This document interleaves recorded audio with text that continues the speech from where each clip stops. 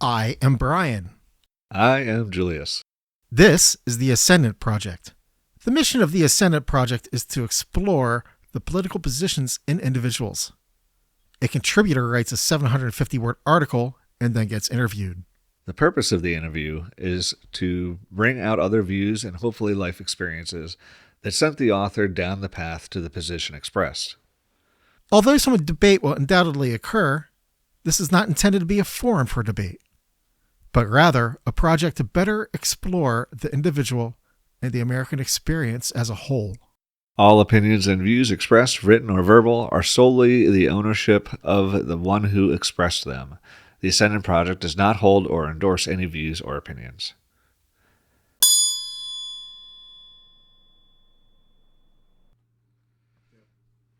Our American Tradition by Julius Knapp III.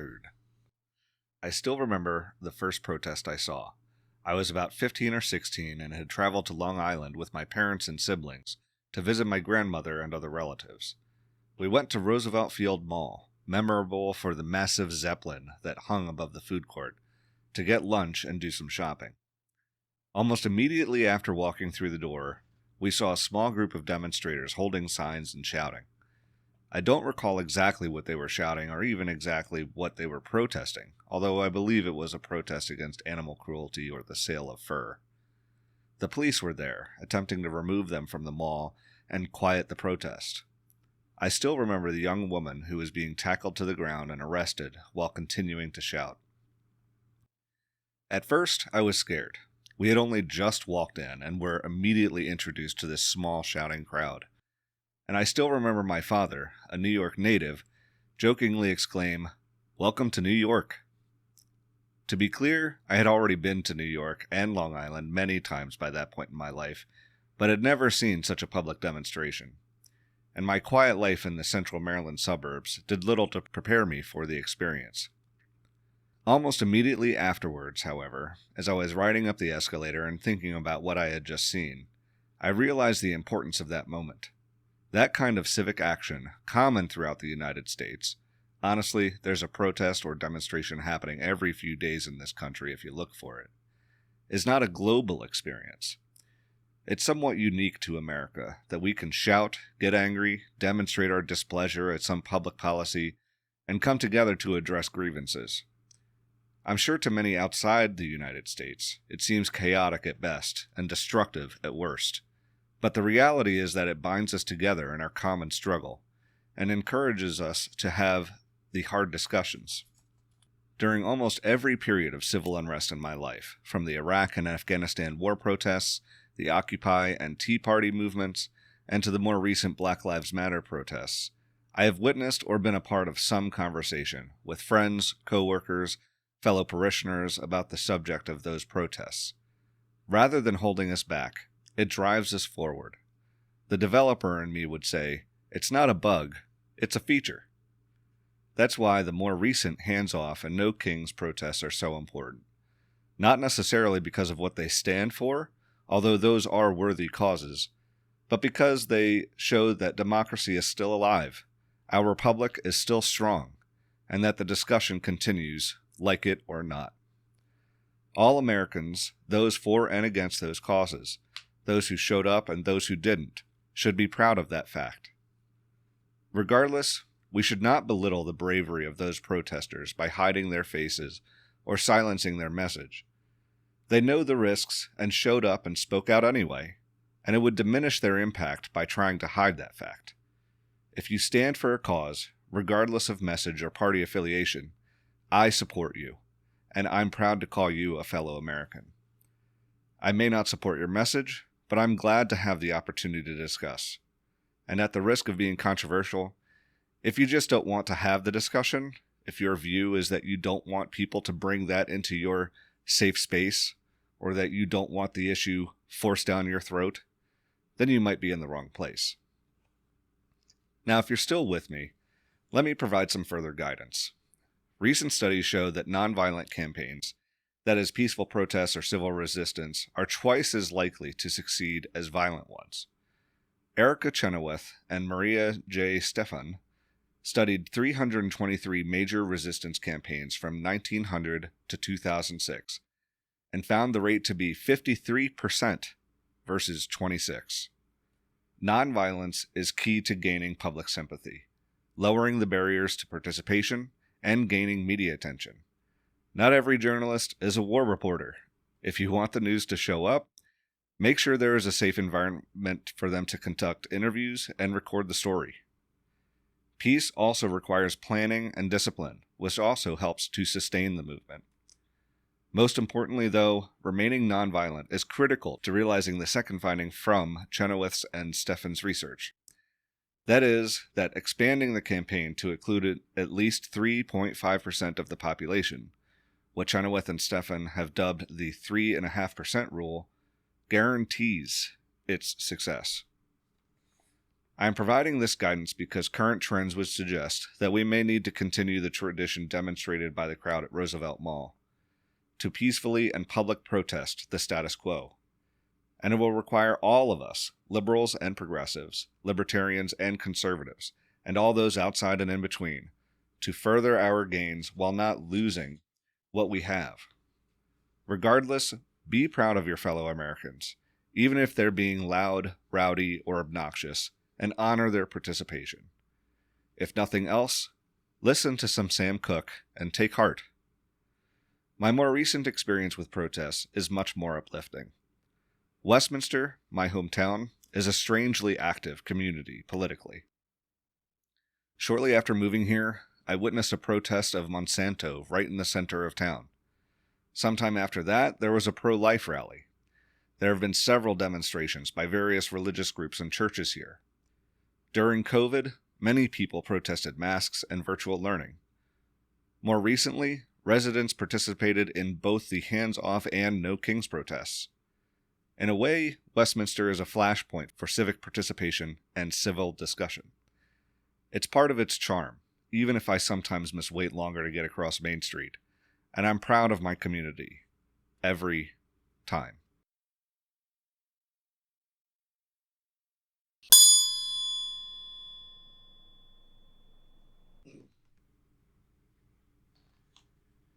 Julius. Brian, we meet again. Again. It's like we run a podcast together or something. I don't understand. All right. Let's see here. So I'm going to start off with the standard question for you. Yeah. Motivation. What sparked this one? So the impetus, the motivation for this was honestly not the impotentus. Right, not the impotentus. Yes. The impetus. Right, the impetus. For this was really kind of the comments we received on our No Kings coverage, if you will. Yes. That we had posted to the website. Oh, yes. There were a lot of people who had said we should blur or mask or not post pictures of people's faces. There were also people, kind of mocking the protesters or yes. the No Kings mantra, specifically. Mm-hmm. Yeah. And I feel very strongly about peaceful public protest. Right. I feel very strongly also that it's really kind of like the lifeblood, if you will, of our country. Well, it's the First Amendment. Yeah. I mean, it's a combination. It isn't just freedom of speech. It's also the right to assemble. Right. And petition. Right. So it's those three things all together at once. Yeah. And so it's kind of, I think, integral to helping maintain. Yeah. You got to have your voices heard and counted somehow, some way. Yeah, so I was actually going to be hitting those comments and towards the end, but we can go ahead and dive in there now. Sure. Nonetheless, so yeah, there was a lot of hateful comments from the right on Tumblr. Mm-hmm. And I wasn't necessarily taken aback because he kind of tend to expect Right. that We're on a blog. we're on the internet. Yeah. Yeah, on a blog from the opposite political spectrum Yeah, exactly. of what we're covering. Yeah. And some of them didn't even use complete sentences. I mean, it's, Yeah. whatever. So, but a lot of people said that we needed to blur the faces of our photographs. Yeah.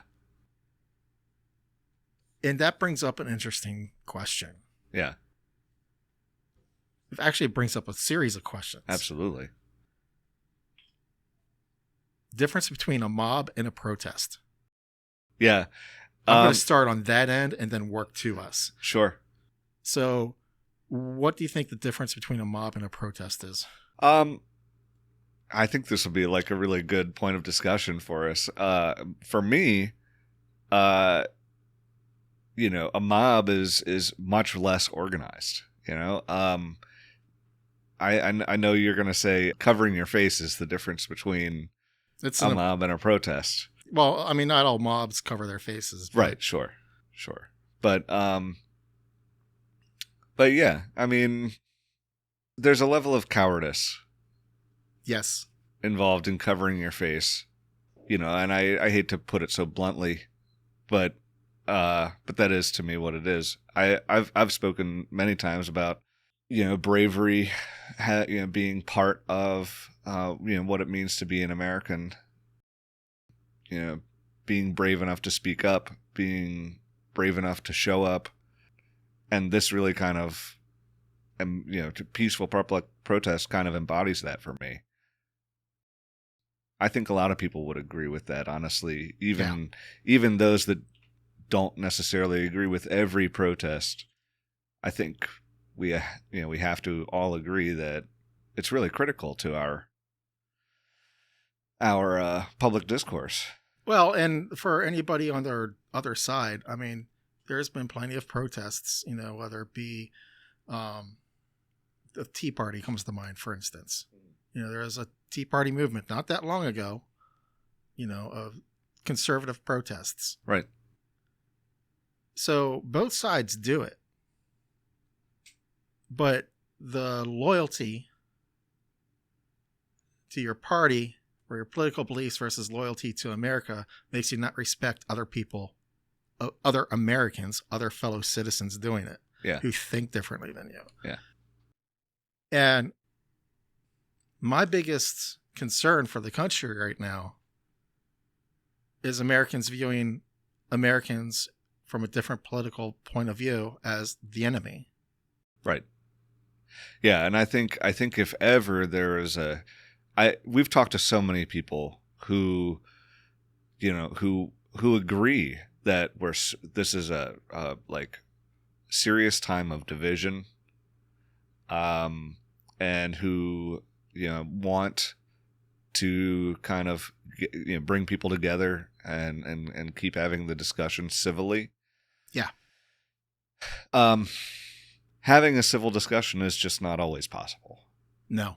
But you still have to, I think you have to take pride in the fact that we can do that here in this country.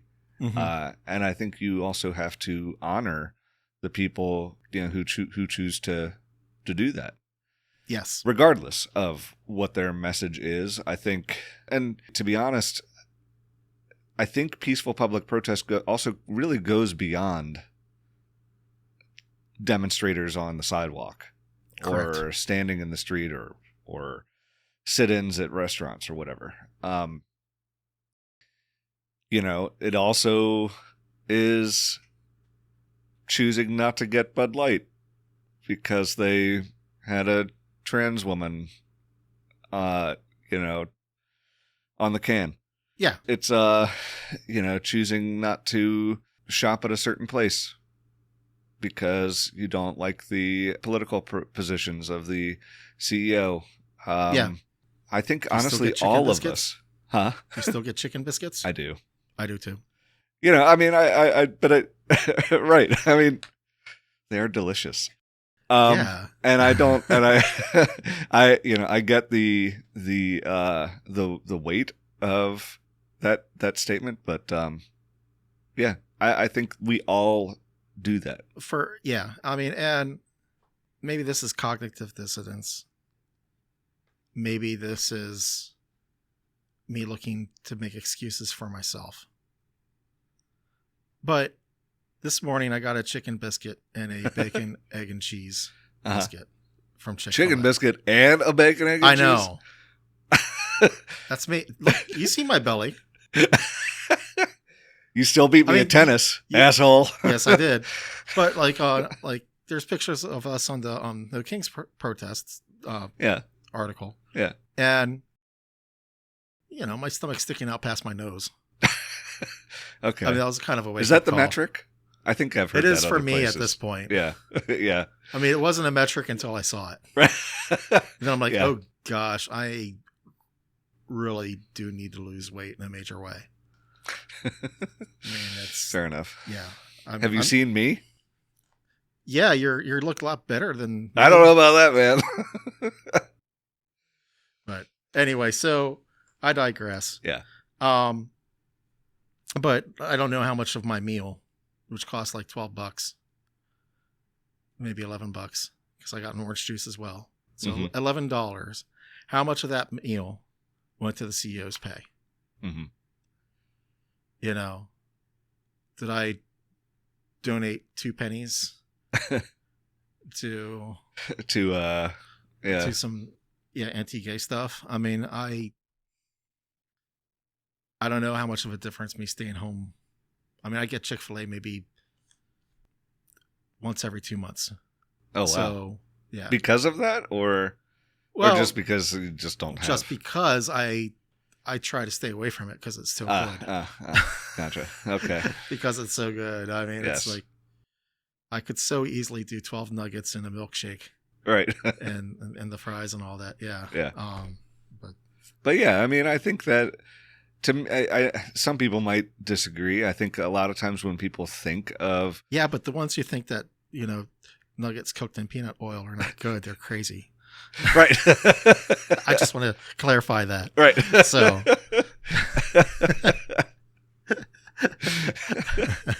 Yeah. Yeah. I agree with you there. Yeah. So. Yeah. Nonetheless. But yeah, I think a lot of Americans kind of like don't think of that as a protest, but no, it absolutely is. Oh yeah, boycotts are totally protests. Right. Right.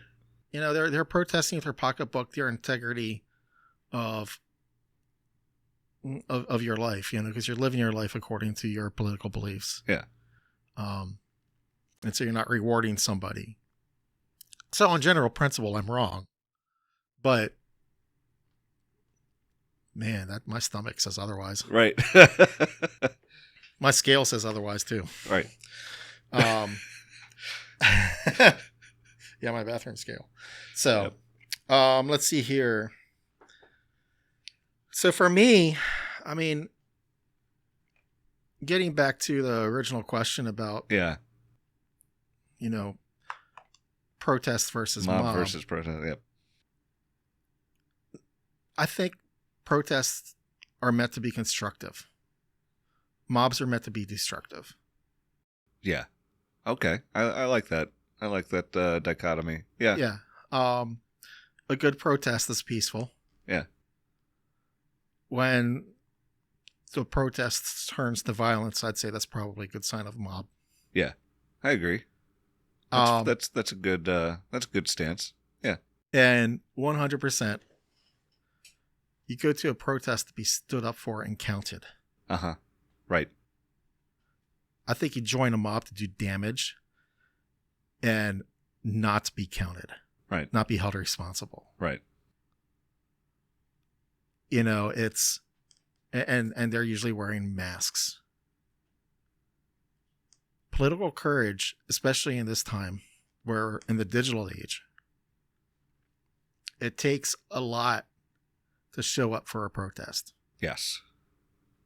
Yes. I know the conservatives on Tumblr really laughed at No Kings. We haven't had a king since 1776. Ha ha ha ha. Right. Look at that. I woke up the next day. There was no king. There's no king. Protest worked. Yeah. Exactly. And as an aside to all of this, guys, we are tearing it up on Tumblr. I just want to say that. I mean, 46,000 views on Tumblr. Oh, shit. Is it that many? Yeah. Wow. Okay. Yeah. It was nuts. We are an interesting podcast with our articles because we can post the articles to Tumblr and still have a podcast on Spotify. Right. So we're kind of, I mean, I think I used this analogy to you earlier today. Yes. And you're already about ready to start laughing. But we did a cartwheel and a flip on a balance beam with this project. And we landed on our nuts. And with one foot in the land of blogging and the other foot in the land of podcasts. Yep. So. And man, those cherries are red. Yeah. Yeah.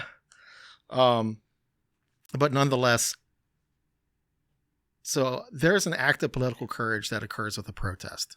Yeah. I understand 100% the concern that the liberals had on Tumblr about,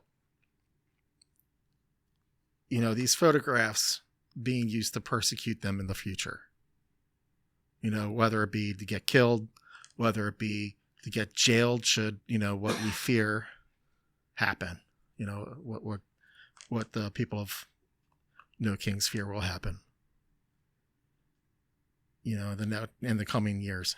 To be honest, and I hate to interrupt you, but I think if we're being generous, never try to drink anything. I tell you, it happened last week to me. I mean, a peanut butter cup. Yeah, that's right. Killed me. Yeah. I wound up having to edit out a full freaking minute from that.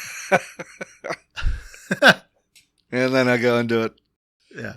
No, but to be honest, the people commenting, I kind of discussed this or touch on it very briefly in my essay.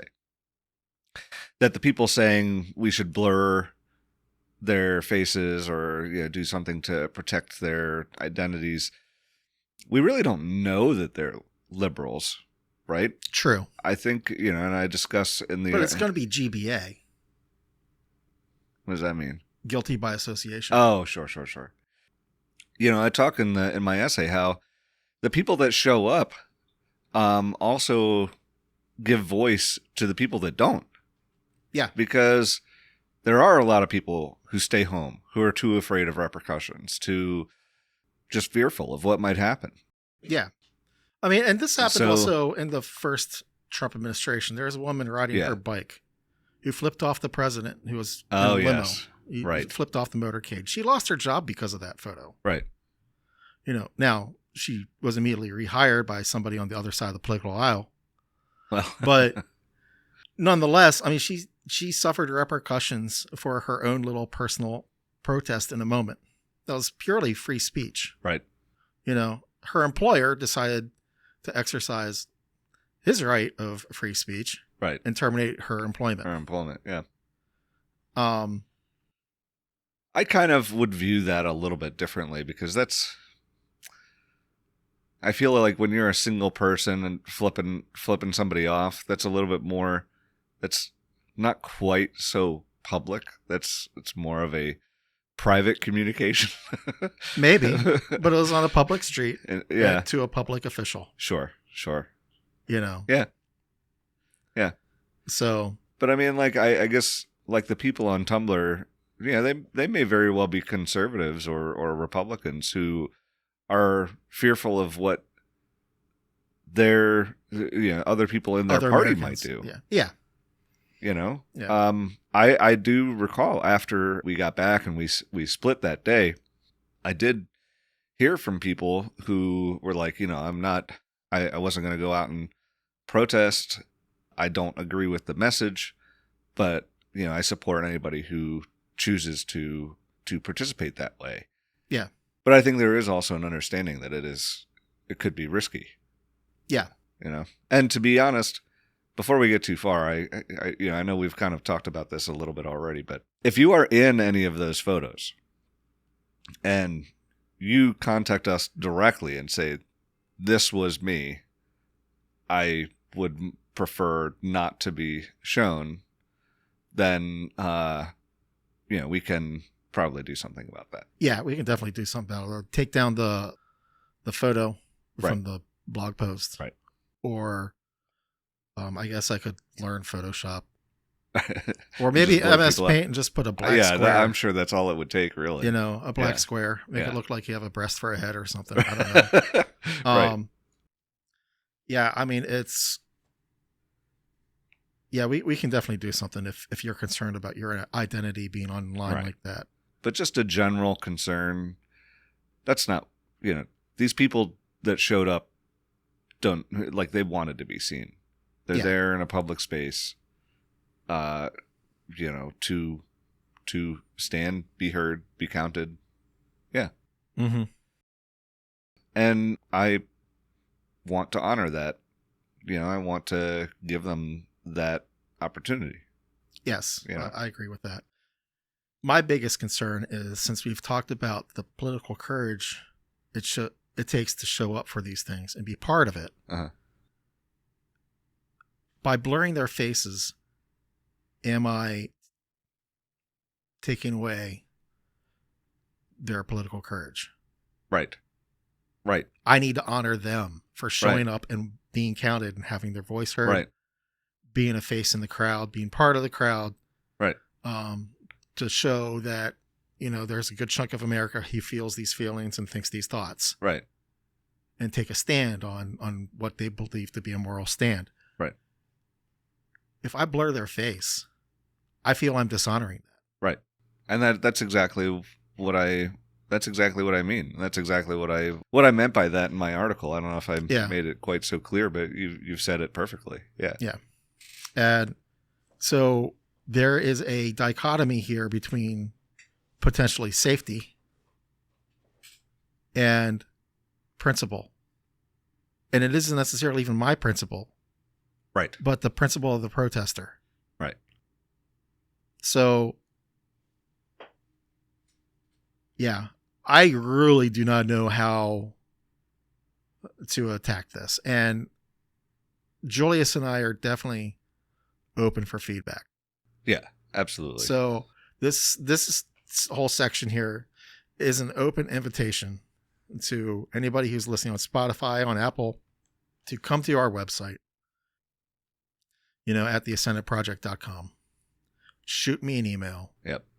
Comment on the article, because this is actually something that's really important to, although we are a podcast and not journalists, I'm still going to use the term journalistic integrity.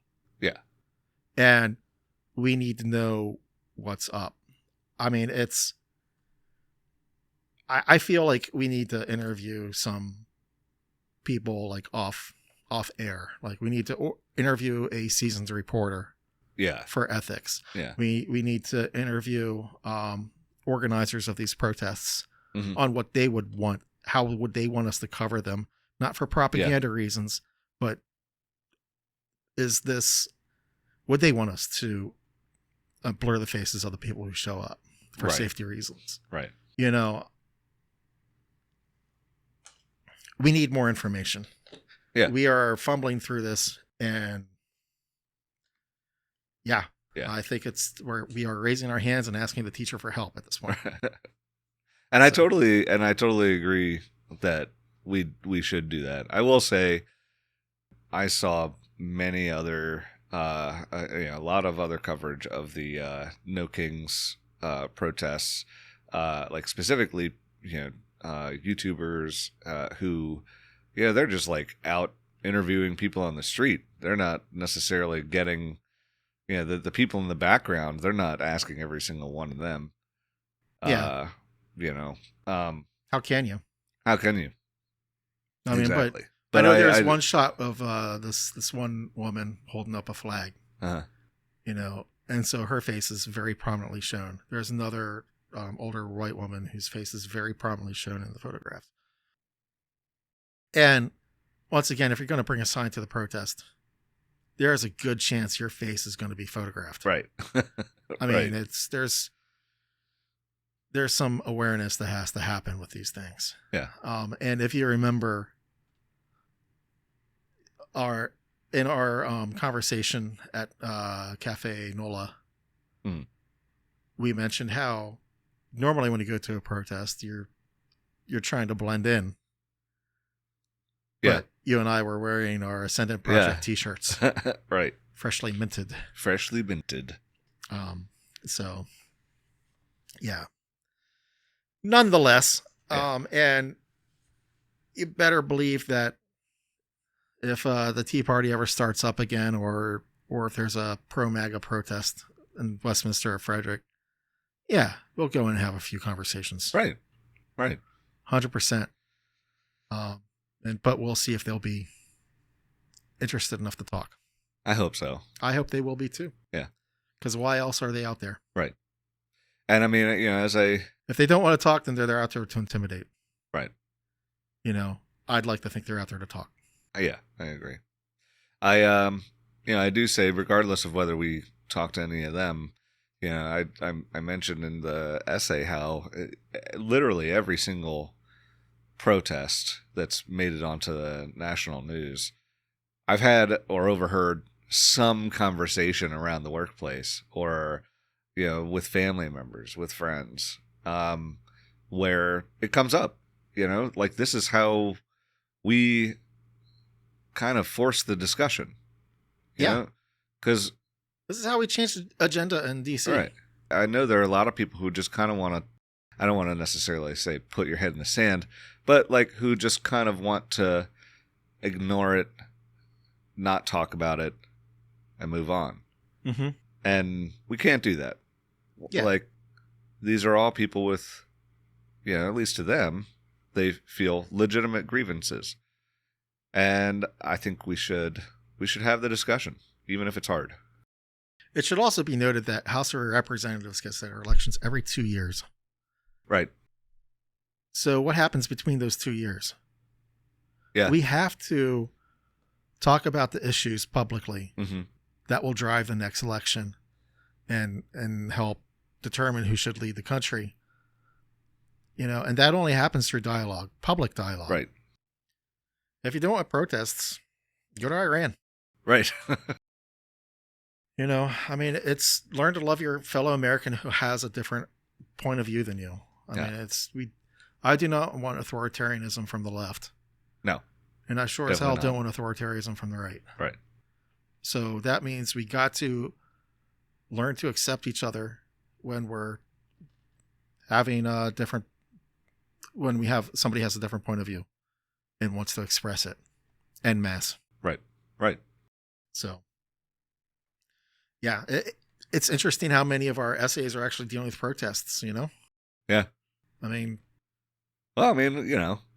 That's the... Ambushed was dealing with, you see a protest on TV. It starts a political discussion that you did not want to have. Right. Yeah. All right. So we went through the motivation and that crossed off. Should we do protests or faces or not? And just those two things, which was really kind of just one thing, we are already at the 28-minute mark. So anybody who ever wants to participate in this, know that I'm a half an hour in and I've done 2 questions off of my list of 7. It's easy. This is easy. Yeah, it is. Going along the themes of what we were talking about. Support the person, not the message. Okay.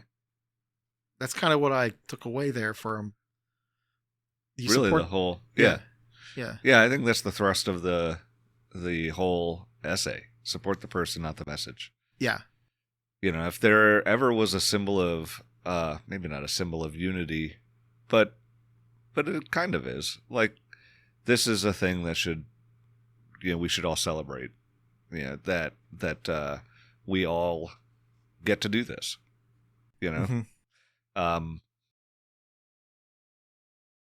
Wanting to silence the opposition make them go away, lock them up. That's not our tradition. The first, like, the Tea Party, like the Boston Tea Party, was literally an act of aggression. Yeah. So I'd have no sympathy for the looters and the vandals that sometimes show up, but that's what the Boston Tea Party was. But that's what the fucking Boston Tea Party was. Yeah, I mean, patriots dressed up as Native Americans. Once again, I would like to know why. Yeah. I mean, maybe they worked the docks. Maybe it was just a disguise. Right. Maybe they wanted to pin it on Native Americans, right, for matters of racism. Yeah. Who knows? But nonetheless, they got onto the British ships and dumped their tea into the water. And so what teabagging is? I don't know. Can you explain it? A few centuries later, there was nobody prouder than Ted Lasso. Right. Because he hates tea. Yep. So. But yeah, I mean, the even something like that, I mean, that's, it's disappointing, but I don't know. I kind of fall on the fence a little bit, or toe the line some when it comes to that kind of thing. Yeah, I mean, and specifically, I'm talking about, like, when you see it's breaking and entering. It's a little bit more than civil disobedience. Sure. That's what the Tea Party was. Right. I mean, yeah. But like the people who like throw paint on, statues or buildings or whatever, like, it's paint. Like, yeah, it's not. I don't really consider that an act of violence, per se. Well, here. I mean, there are limits to that. Hold out your arm. Okay. I just touched your arm. Is that assault, battery? I mean, it depends. Maybe it depends if it was a cop. Maybe. I don't know. Nonetheless. Yeah. I support the person, not the message. Yeah. I totally get that, especially when you're seeing somebody from the opposite point of view do it. Protest peacefully. There are certain things that happen during the Black Lives Matter protests that I don't necessarily support. Oh yeah. Like blocking highways. Sure. Yes. Which is a great segue into a question I forgot to write down.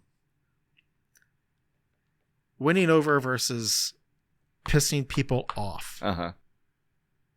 No kings. And the protests that happened before that, then the hands off protest, they were peaceful. Yes. I don't think they really pissed anybody off unless they wanted to be pissed off. But they weren't blocking traffic or anything like that. Right. It was just an outpouring of American expression. Right. And I put this forth to MAGA.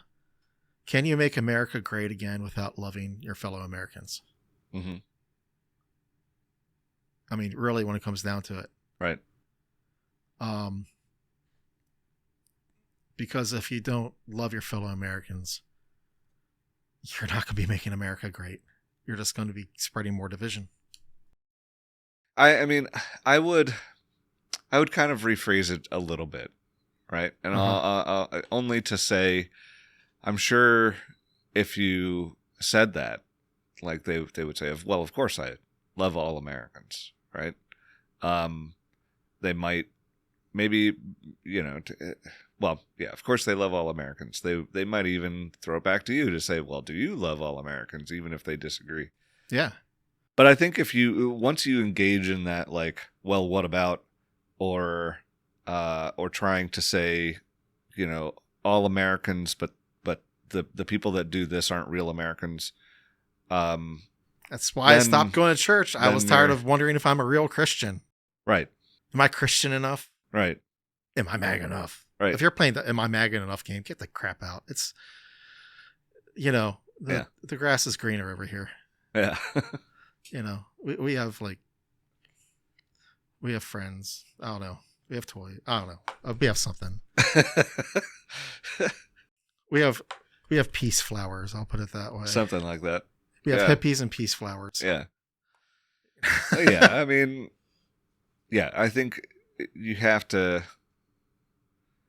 engage, an honest discussion. As soon as you say, as soon as you try to turn it back around to deflect away from you, like you've done something wrong, you're not like, that's, yeah, there's just no way to be. Gotcha. You mentioned, let me bring this up here. Russell, there it is. Erica Chenoweth and Mariah Stefan, or Stephen, or I honestly am not sure. I know I'm going to say Stefan because it's Stephan. Yes, it feels like Stefan. New York's greatest club is. Oh man, Bill Hader is fucking awesome. Yes, he is. Yeah. I hope I wish he would someday come back. Yeah, I'm sure he'd do well. I mean, has he done anything since SNL? Oh no, yeah, he has. I think he's done a couple of thing movies, on HBO. Oh, okay. He had his own series for a little bit on HBO. But he's been probably in a few movies. Honestly, one of the top 5 cast members of all time. Yeah, If not top 5, then definitely top 10. Yeah, but his filmography is like actually pretty extensive. He's in like a surprising number of films. Yeah. I'm just looking at sound waves on the computer, so I've right. This takes up time. But nonetheless, you brought up they found between 1900 and 2006 found the rate to be 53% versus 26%. Yeah. So basically you have a 50-50 chance if you remain nonviolent. And maybe that doesn't sound very good. Of succeeding. But that's pretty good. Yeah, of succeeding. Okay. Yeah, that's what I was trying to get clarification on. Yeah. That. And essentially only a quarter of a chance if you become violent. And is that reaching that 3.5% threshold? If you get to the 3.5%, then you're guaranteed, according to their study, to succeed.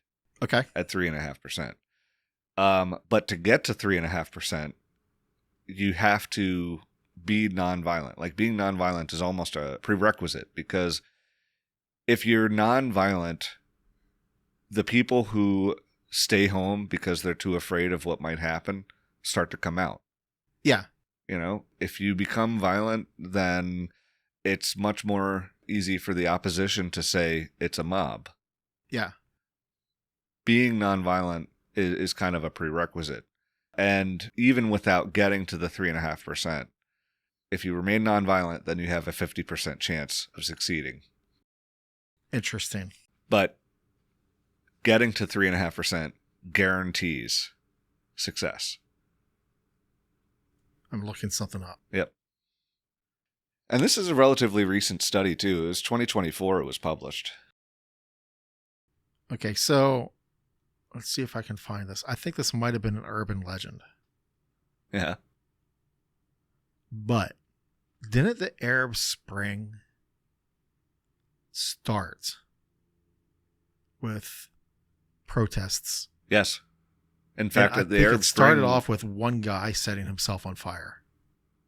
That sounds correct, but I don't know. I don't remember specifically. Yeah. But yeah, it started out with protests, and was successful until Libya, killed Gaddafi rather publicly and violently. Mm-hmm. it died out a little bit after that, although I think a lot of people say, think of the Syrian Civil War as an extension of the Arab Spring. But yeah. But yeah, it was covered actually in I'm not sure if it was covered in the study. Yeah, because I think Cairo fell too. I think Egypt's government fell at that point too from the Arab Spring, right? Right. Because they wanted because they were pro-democracy protests. That's how it started. Right. How it wound up being something else. A little bit. Because some of it just ended up being Muslim regime change. Brotherhood took over Egypt, right? I'm not 100% sure. Yeah. But yeah. This is what you get for doing stuff on the fly. Right. You wind up getting ideas in your head and you don't know if you know what you're talking about. Right. I'll read this later. Yeah. Nonetheless.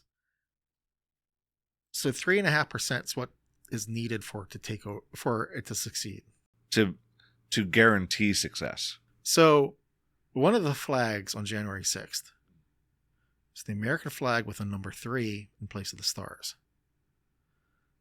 3%ers. The 3%ers. Yes. I remember this, but I don't remember exactly what it was. I think they were talking about how only 3% of the population actually fought the British.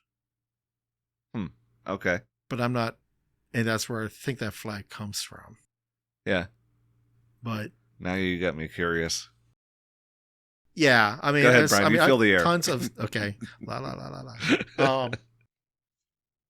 But being in an army is not necessarily a social movement. No. Although it's a lot of militia. We had a Continental Army at that point, but the militia were more regional. So yes, they did fight the British. They also fought indigenous crowds and probably shot a few bears. But it's here it is. Okay, go ahead. Okay. The 3%ers are a loose anti-government network comprising militia groups and individual activists in the United States. The group's name derives from the erroneous claim that the active forces in the field against the king's tyranny never amounted to more than 3% of the colonists during the American Revolution. This is my summary from Wikipedia. Yeah. Which is interesting. Yeah. Yeah. Huh. So this begs the question. Yeah. And this kind of is what concerns me. Yeah. What if we have two movements from opposing sides of the political aisle that both reach this 3.5%? Yeah. So there's only 7% involved of the nation. Yeah. But split down the middle, they're active. Yeah. They're part of a movement. I don't know. That's a good edge case. Let's see if we can find out. Yeah. Let's not do it. But, I do recall after No Kings, there were anecdotal reports at least that, protests in New York and Chicago were quite, well, in LA especially, were quite large. So, I think it was, somebody said it was 2 million people nationally, I think. I heard higher. Let me see. Was it higher?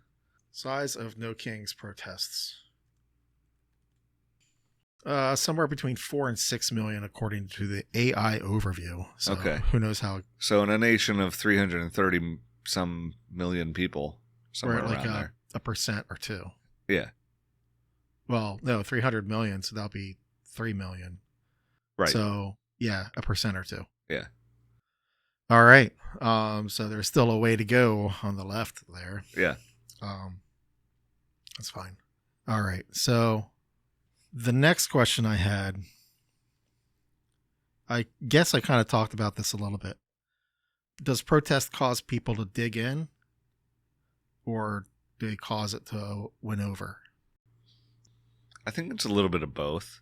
I think there's also a third option that people also kind of realize that, especially as protests grow, people realize that, hey, maybe the way I thought about the public isn't isn't what I thought it was. Like maybe the public really is, like I hear sometimes, about the protests here in Westminster. Do they know where they are? And, Yeah. because Westminster, well, Carroll in general is very red county. Yeah, it's a red county. Yeah. But a third of it's voted for Biden. Right. I mean, or Harris, I should say. Right. So, I think people start to question, like, maybe I don't know the community as well as I think I do. Maybe.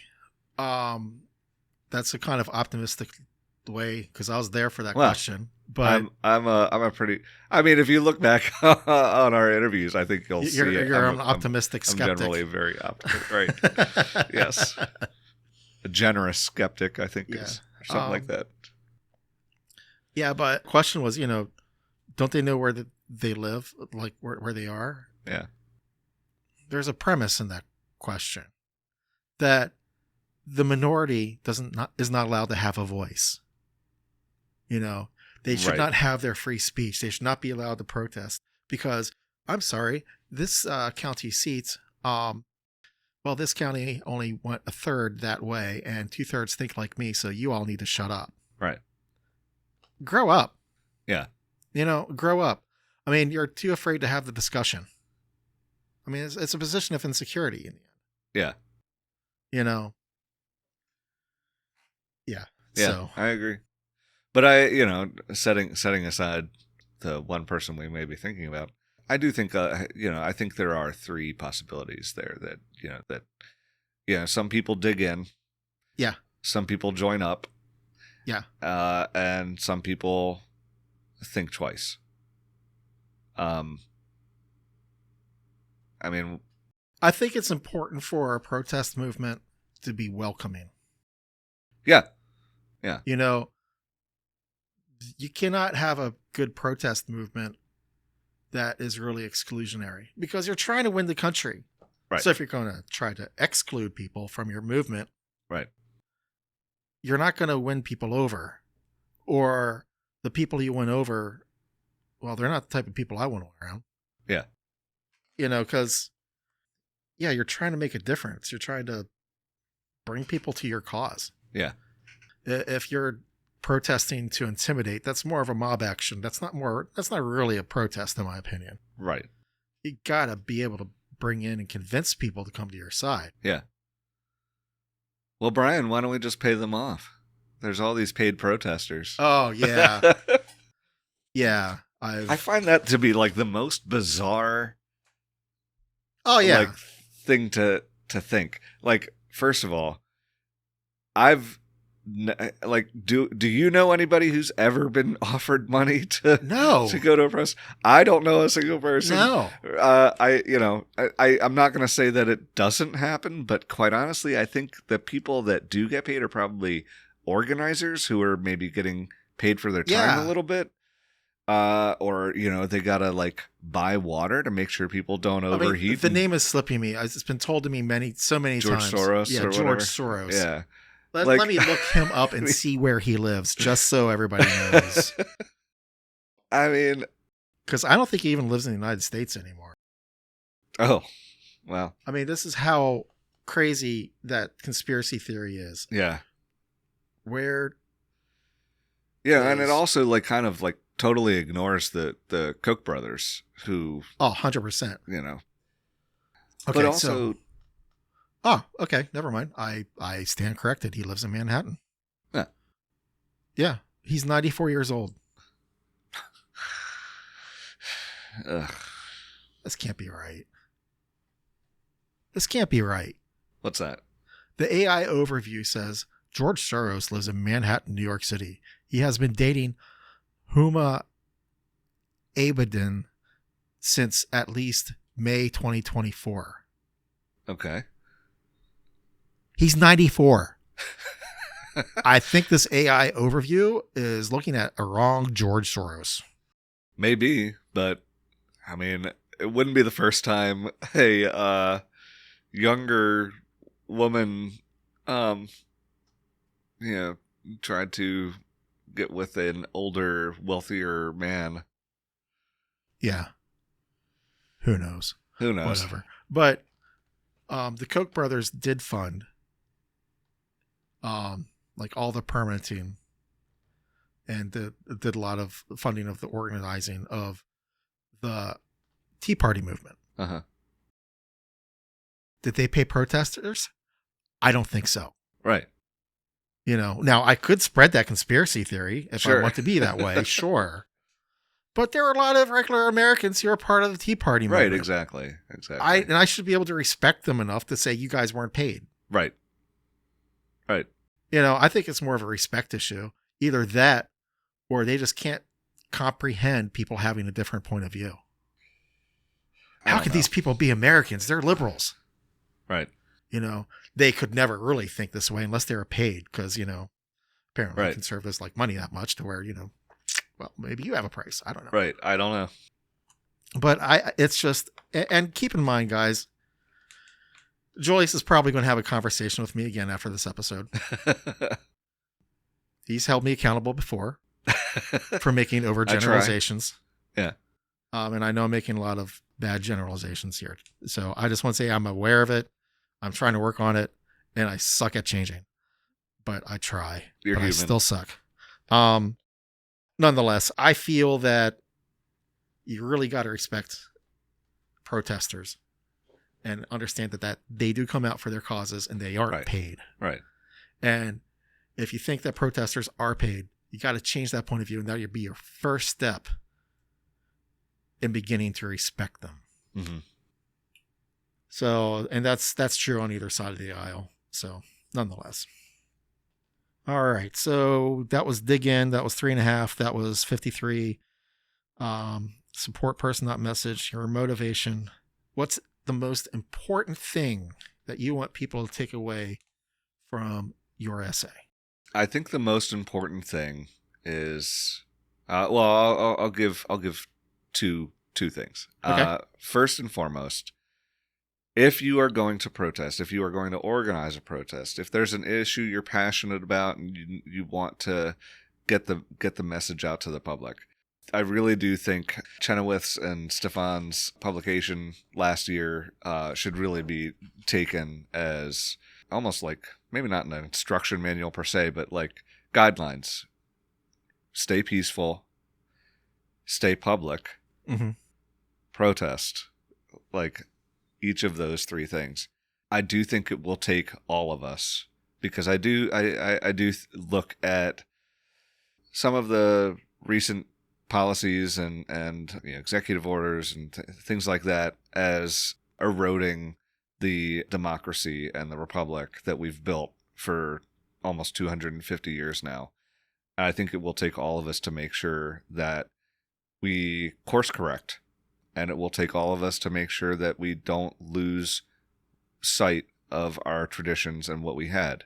That aside, I think most importantly, be proud that we get to do this, regardless of whether you agree or disagree. Honor the people that show up, whether you want them to or not, and have the discussion, especially because it's hard. Mm-hmm. That's what I'd really like. I hope that people... Do you feel that protesting is a path to unity? Oddly enough, I do. I mean, I think I said that it feels like it just sows division, but it gets us all to talk about it. Mm-hmm. Like, there are a lot of instances, I can, like with Monsanto's protest, the first protest I saw here in Westminster after we moved here. That became a kind of point of discussion between me and my coworkers or friends, that, hey, I live in this semi-rural community, and these people are really worried about the upcoming Supreme Court decision. I think it was around the time the Supreme Court was hearing a case about seed that Monsanto had genetically engineered to be, resistant to disease or bugs and pests, and a farmer had taken it off of the grain elevator or something. Yeah. But, that aside, I didn't know anyone who would be directly affected by that decision. Seeing those people out made it very real and personal. You know, like I don't want my neighbors, the people in my community to suffer from a poor decision. And you know, I think it's the same way when I see other protests. Yeah. Guess I'll leave it at that. Okay. Very good. It's amazing how much corn is used for ethanol. And we don't really eat that much of the corn here made in the United States anymore. No. It's all imported. Yeah. Because it's all going to the gas tank. Yep. So, yeah. All right. And finally, Stefan, could you please tell me what Westminster's hottest club is?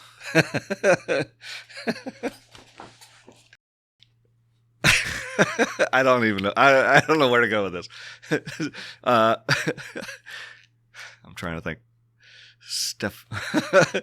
Westminster's hottest club is Sunshine.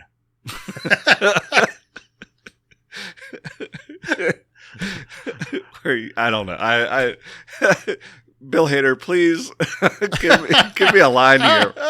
Something. Well, Boonesboro's hottest club is definitely the Lodge. Yeah. That's right. That's right. In fact, it's probably the only club like in a 20-mile radius, if not 30-mile radius, but yeah. Yeah. That's one thing Frederick doesn't have. I mean, he doesn't really have a club. For as big as it is, it doesn't have a club. Yeah, I don't think Westminster really has one either. I mean, there's definitely lots of there's plenty of bars. Plenty of bars, but not a club. But yeah. All right. Well, thank you once again, Julius, for this article. Of course. And great thank you discussion. for hearing me. Yeah. We are now at the 59-20-minute mark of this interview, unedited. So no doubt it's going to be cut much less than that. But nonetheless, this was great. And this is a great article. Yeah, and a great discussion. So everybody, please 100% reach out, like, subscribe, star, whatever, and give us feedback. We want to know what we're doing right. We want to know what we're doing wrong. Although I do tend to wear my heart on my sleeve. I'm a big boy. I'm 51. Damn it. I can take it. So, you know, it's important to know the truth, no matter how harsh it is. It's important to know the truth, no matter how good it is. But the truth is always important. So please give me feedback. And I'll also say for the people on Twitter who want to mock or belittle, be ready for me to say, it sounds like there's a story there. Please tell me about it. Yeah. So. Yeah, Tumblr. Yep. Yeah, Tumblr. Yep. Yes, and so, you know, come to the website, you know, leave a comment. We are on Spotify. We are on Apple iTunes. Please spread the word about us. You know, we are looking to make a bigger splash in the coming weeks, months, and years. And I am trying to make a habit of putting corrections and clarifications in the show notes at the end. Because we are just average American white boys talking politics and history. Which means, and it's been years since either one of us has had any education regarding history. Yeah. So that much was clear. Yes. In our 4th of July episode, I think I'm at a page and a half of corrections and clarifications so far in the show notes. Yeah. But that's great because me looking this stuff up, you know, challenges me and makes me learn even more. So nonetheless, I just want to thank you all for listening, and please come back and spread the word. You all have a great weekend. See ya.